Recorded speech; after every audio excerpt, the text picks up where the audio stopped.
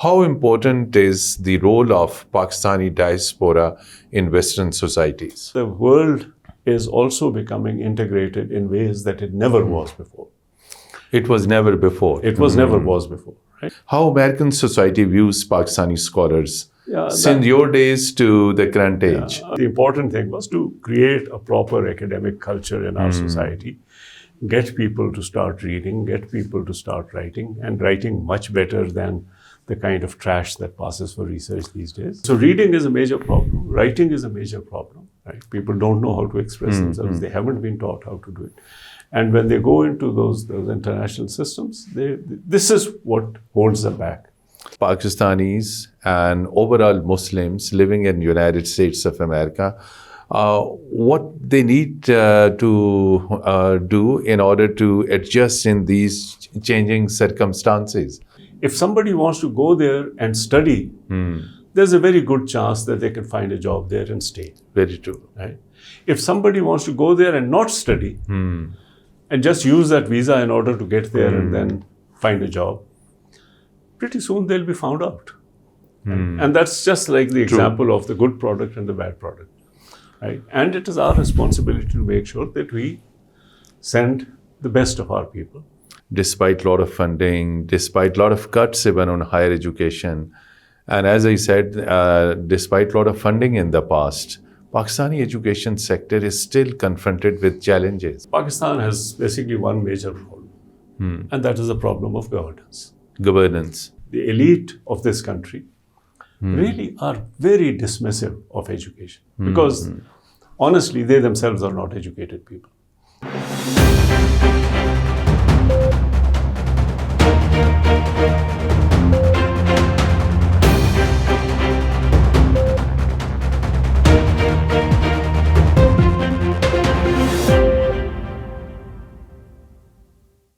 Bismillah ar-Rahman ar-Rahim. Hello and welcome to program Insight in B News English. Dear viewers, every year thousands of Pakistani students travel to different developed countries, mainly United Kingdom, Europe, United States of America, Canada, Australia, New Zealand.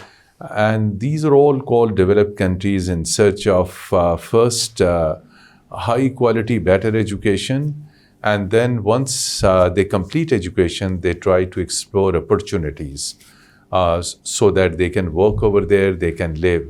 So in today's conversation, we will try to examine that these Pakistani students subsequently become Pakistani diaspora in their host countries, the countries where they reside, where they study, where they work. And as a Pakistani diaspora, they contribute to the socio-economic development of the host country and also make economic contribution to their country of origin by sending remittances. How important is the role of diaspora? And not only the role of diaspora, we will also discuss related and emerging issues which are related to Pakistani students and the return of right-wing elements in different countries, shrinking immigration and study opportunities, particularly for Pakistani students in these circumstances, what needs to be done, what strategy need to be adopted, and overall Muslims who live in the Western societies, there are also immense changings in the system since the return of the right-wing parties. In such changing situations, Muslims need to do what type of measures so that they can adjust themselves in changing environment. To discuss this all, mainly scholarship diplomacy, Pakistani students' role, and how these Pakistani students are viewed, particularly in United States of America and in the Western societies. We are joined by a very, very eminent educationist, a very scholarly person, former chairman of Higher Education Commission of Pakistan, Dr. Tariq Banuri, who has also served for a long time in development sector. Very warm welcome to program Insight in V News English. So we will commence our conversation with this, that large number of Pakistani students every year, some of these students get education on self-finance basis. Some of them, rather large number of them, get education in Western societies, mainly United States, UK, European and Canadian universities on scholarships, and ultimately and subsequently, after completion of education, these students, some of them, they do live over there, explore opportunities, and become Pakistani diaspora, making significant contribution to the host country and to the country of origin. How important is the role of Pakistani diaspora in Western societies? My view on this may be idiosyncratic. I believe that since the end of the later part of the 20th century, we have really entered into a world which is globalized in many ways. Globalized meaning, yes, the borders do exist, but the borders and the restrictions are becoming stronger, as you rightly noticed, but they are also becoming a little bit irrelevant, in the sense that if you actually look at many countries, you find people in large, very important roles, both in the government and the private sector. True. Are non-native nationals. Non-native nationals. That means non-native nationals. Non-native nationals. That means you might have Indian Americans or European Americans, or for that matter, Pakistani Americans. You look at all the tech companies; they're all headed by people of Indian origin. True. Right? Even in politics, people of Indian origin are now extremely prominent. A recent election of the New York mayor election. The New York mayor, but also governors, the head mayors, of FBI, the head, exactly, FBI head is several Patel. Governors. They're large number. The former Prime Minister of Britain, also of Indian origin. Indian origin. Right? Exactly. So this situation is changing quite rapidly. Even in countries which are a little bit, let's say, more restrictive, even there you find that, like the role of North Africans in France, Muslims in France. True. They're on the rise. Exactly. They're significant. They occupy significant role. positions. They're prominent in a number of different ways. There are people in And made entry into the French Parliament as well. Exactly. Journalism, politics, academia. You find them in increasing numbers in every place. So I think we have to start thinking about the world as if it is a globalized world. Right? I belong to Peshawar, but most of my life I've lived in Islamabad. No, not only abroad, even in Pakistan. I've lived in Islamabad, I've lived in Sindh, I've lived in Punjab. Why? Because it's one country. It's one country. Right? And yes, I know that I'm from Peshawar, but I live everywhere. Right? And I consider it to be my country. In that way, you can now think that the world is also becoming integrated in ways that it never was before. It was never before. It was never was before. Right? I mean, it was integrated for people with power. Right? The colonialists could come here and live here. True. But for people like us, the world was closed. Now it is open for us. And we have to think about a strategy, think about a way of living in which we treat the rest of the world as some kind of an extension. True. And countries which are able to do it, right, which sort of embrace this idea, have actually done much better than countries that resist it. Right? True. So that is the first point I want to make, that there are opportunities everywhere, and we need to start thinking about those opportunities. And challenges as well.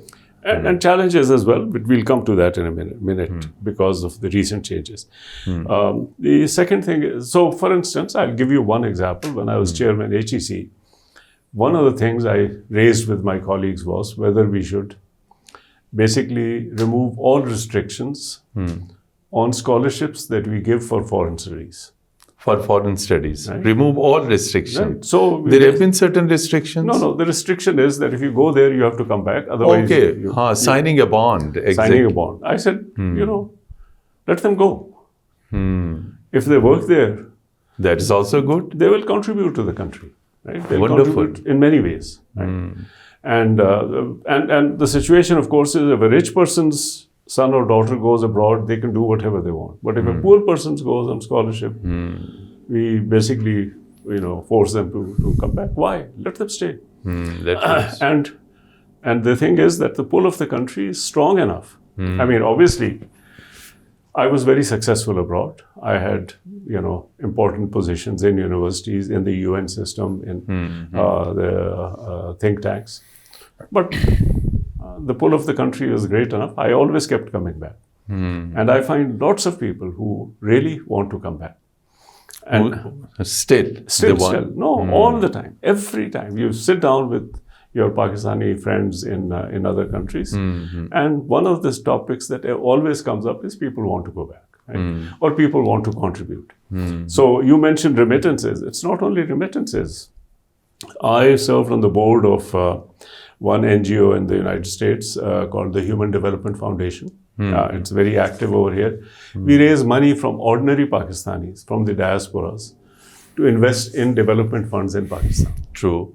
Right. How was that experience? And every It year worked very well? every year from small contributions, $10 here, $100 there, $1,000 there, we raise at least a couple of $1 million, right? We sent out इसमें zakat ke time pe Charity or we sent out requests to do this thing. Of course, you have to be. And which sectors in Pakistan it was spent? Health, education, some development work, but mainly health and education, social sector, right? And and you have to be very transparent in how you spend that money. You also have to show results, because then people are willing to pay. If you don't show results, or if you're not transparent, you can't do it, and you learn how to do it. True. In any case, I think, and the amazing thing is, ordinary Pakistanis provide this kind of a support. Right? My friend Adil Najam once did a study on looking at Pakistan's philanthropic contributions, and he said this is one of the most generous societies in the world. Right? People give of their money, of their time, much more than you would expect. Especially people at lower income levels, people who give this kind of money. So my own view is that this is a second area, and we need to encourage this in order to. And diaspora remains actively involved in both countries, country of origin and the country where they are residing. Exactly. And the thing is that you see, if you think that now, as in a globalized world, foreign relations become much more important. Economic relations become much more important. You have to have people who can interact as insiders. True. In different situations, right? So other than diplomats. Exactly. Other than diplomats, right? People who are citizens and still know enough about your country to be able to explain it to people and to create some kind of a positive, sympathetic perspective. And some other countries are able or have been able to do it. We have not been as successful, even though our diaspora is of very good quality and have contributed, but the numbers are much smaller.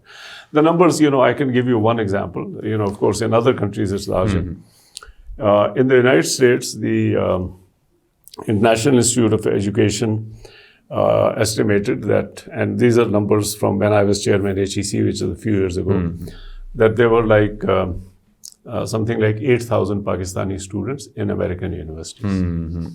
It's approximately same number currently, exactly 7, 8, 9,000. Indians 300,000. Indian 300,000. 300,000. Chinese about the same number, right? The Chinese used to be over 300. India used to be a bit less, but now India is a little bit more, and China a bit less. Right? Brazilians very large numbers. Even Brazilians very large number. Iranians more than us, maybe 12,000. So, and with a much smaller population than ours. So the thing is that, yes, we have large numbers of students going there, but we could do much better. And this is a kind of a way of building and, a kind of an international image, some kind of an expression of soft power, some kind of building of relationships which are not at the formal or state level, but citizen to citizen relationship. People who get to know you maybe you're the only Pakistani they have met other than seeing stories in the newspapers. And they suddenly realize, oh my God, Pakistanis are like this. Right? So all of these things make a huge difference. So you have spent long time in different tech sectors in United States at the highest level. You taught in American universities and have been in the board of Human Development Foundation. And you also worked at United Nations Development Program. And you were among those who created the Sustainable Development Goals. So how Pakistani scholars, you were also a scholar, Pakistani students, ultimately scholars, how Pakistani students are viewed, as you said, that seeing is believing. First time when they come across with a Pakistani student, how American society views Pakistani scholars since your days to the current age? That's a bit difficult to answer. Well, one thing I can say from my own experience, in terms of talent, there is no difference, right? Any large country has the same distribution of talent anywhere, right? So you take Pakistan, India, China, Brazil. These are large countries, Egypt. You find those students and, in terms of native sheer talent, they're about the same. So there's a distribution, right? So they're very good students, it's a very small proportion, and then they're average students. In terms of preparation, our students are not as good. In terms of preparation. That means our education system is failing our students. So when a student comes to me from a country which is much more, let's say, committed to these kind of issues, Chinese students, Indian students, Iranian students. They are much advanced? They're much better prepared. They're not brighter. But much better prepared. They know the literature. Our students are not even forced to read things. So when they come there and they have to start reading things, it's almost like they're learning a new language. And our universities are failing in this regard. Yeah? So you send out students. So what needs to be done before sending students abroad? That was my remit until one of the previous governments, in its hatred of education, decided to destroy it. But the important thing was to create a proper academic culture in our society, get people to start reading, get people to start writing, and writing much better than the kind of trash that passes for research these days.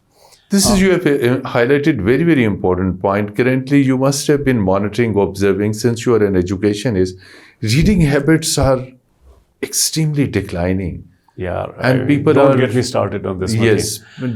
So how this reading habit would be promoted? When I was chairman HEC and we were selecting people for this one-year program for fresh PhDs. So we wanted to know what kind of things they would do, and also what kind of a training that we need to provide. PhD completed scholars. Completed PhD, right? In the last, I think, 2 to 3 years or something like this. And we gave kind of a questionnaire. You can call it a test, but it wasn't meant as a test. It was a questionnaire. It was trying to elicit information from them. And there were lots of difficult questions that we had asked. What is your teaching philosophy? How do you deal with technology and so on? But there were some easy questions. There were some easy questions. And one easy question we had thrown in was, please tell us the name of a book that you have read in the last 1 year. It's a very, very easy question. Right? Tell us the name of a book that you have read in the last 1 year.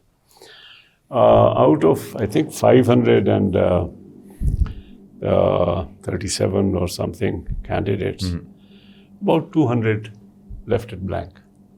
They did not answer. And these are fresh PhDs whose job it is to read. To remain connected with the reading. To read and read and read. Right? That is their job. And not only they might not have read, but they hadn't even heard of a book. Right? All we asked was, please mention any book that you have read. They could have said anything they wanted. And most of the other answers were showed that these people don't read. Right? About 50 of them just said Quran Sharif. Yes, That is an like holy the fact. book I mean, that- I read it. My parents made me read it when I was 7 years old, not when I had done my PhD. You've done your PhD. We want you to read True. stuff. We want you to know about physics or biology or social sciences True. or something. And and other people start writing about things 56. I mean, nobody wrote about something more current or more recent. Some people just wrote about textbooks without even knowing how to mention a text. The amazing thing was, I felt like these people, nobody taught them how to read. Right? Maybe it's not their fault. Nobody taught them how to read. This is an important thing. Nobody taught them how to read. Right? So, and our system is really failing in this regard. We are not, and I can tell you, I used to get students. When I get a student, graduate students, I force them to read. Right? So all my Force them to read. my grading system is designed in such a way that you may be a plodder, but if you read, you're going to get a good grade. You may be a genius, and if you don't read, you're going to fail. Right? That's because the grade is in my hand. That's what I do. I structure it in such a way. I want them to do things that will enable them to succeed in their life. Right? And the biggest difficulty that I had was either students whose English was very bad, not only Pakistanis, but maybe Different other countries too. Middle Eastern students and so. Not Iranians. Not Iran. Iranians are very well trained. Very well trained. Very well trained. In right? reading Their, habits. their English may not be as good as ours, but they are very well trained. So you assign their readings, they will struggle and they will make sure that they read. Our people just wanted to get by without reading. And I really had to force them. I had to bring them into my office hours and teach them how to do it. Anyway, I mean, so reading is a major problem. Writing is a major problem. Right? People don't know how to express themselves. They haven't been taught how to do it. And when they go into those international systems, this is what holds them back. Another important thing is, other than these scholarships, Pakistani students from different universities, they are sent abroad in different global competitions. And in most of the competition, students win these competitions, bring big name for the country, big pride for the country. But there are a number of opportunities, but students have no information that how such information could reach them, who may encourage them. It's some of the universities which are sending. So how is this development participation in particularly in new discipline like aerospace and aerospace engineering, going to Turkey, going to different countries, winning the competition? This is also part of our educational diplomacy. I mean, look, what I first said is, in terms of talent, we have very good, we have a younger generation which is very, very talented.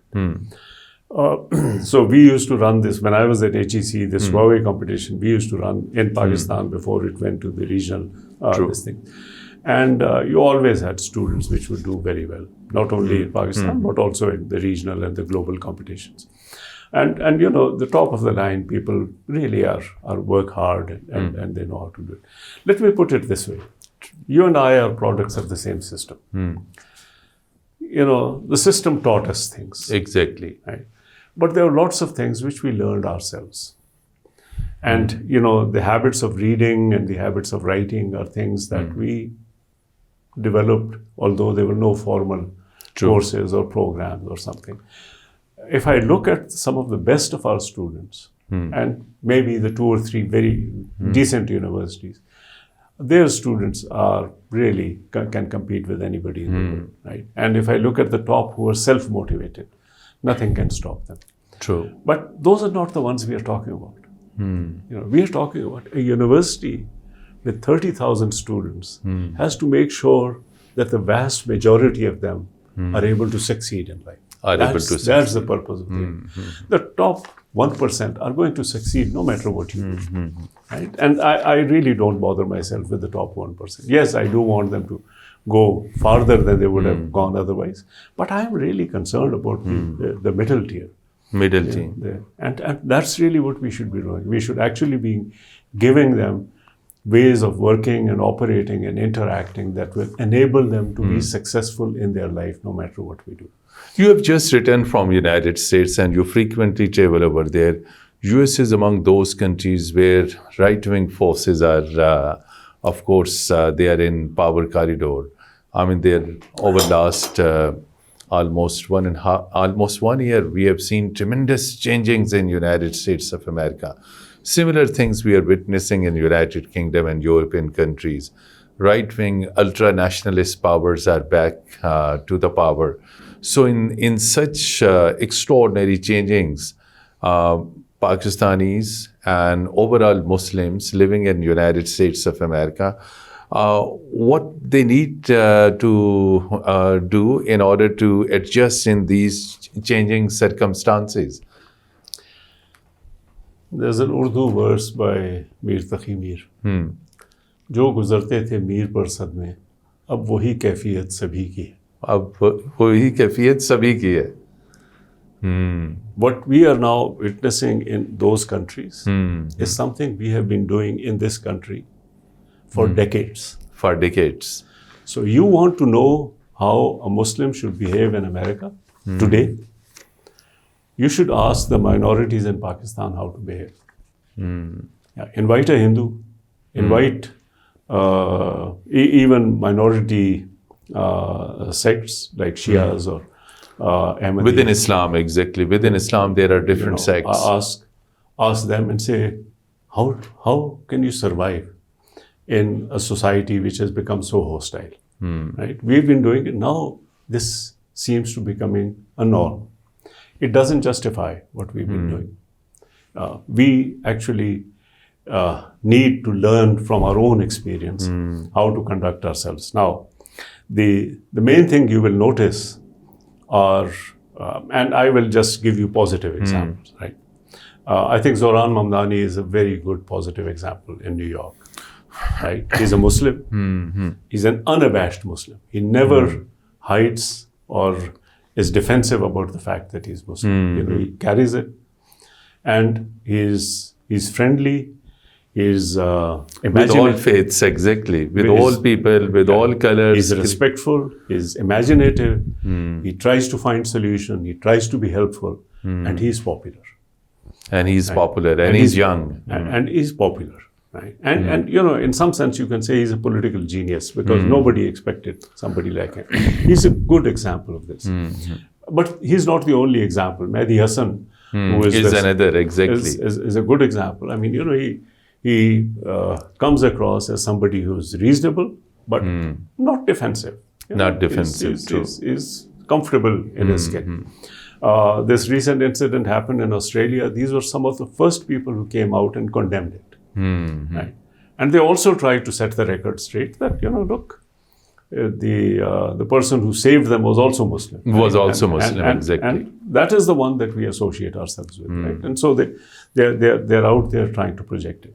Now, in some sense, you know, those are the kind of things that we have to do. So that is the first advice. I think we can learn a lot from these examples, and these are not the only two examples. There are several examples. I could go on and on. The second thing, of course, is that there is also a kind of a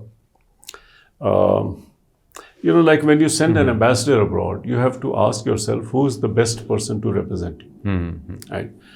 And so if you send a bad person to represent you, you should not be surprised that you get a bad reputation, right? So diaspora is an informal no, but you see, envoy of the country ambassador. I was watching a program the other day. Dr. Aisha Razak was talking about the recent decision of the UK government to, you know, increase restrictions on Pakistani students. Immigration, right? Students, education. And she made a very good example. She said, look, supposing you're exporting cotton, right? And there's one producer who produces high quality cotton, and there's another who produces low quality. Shoddy.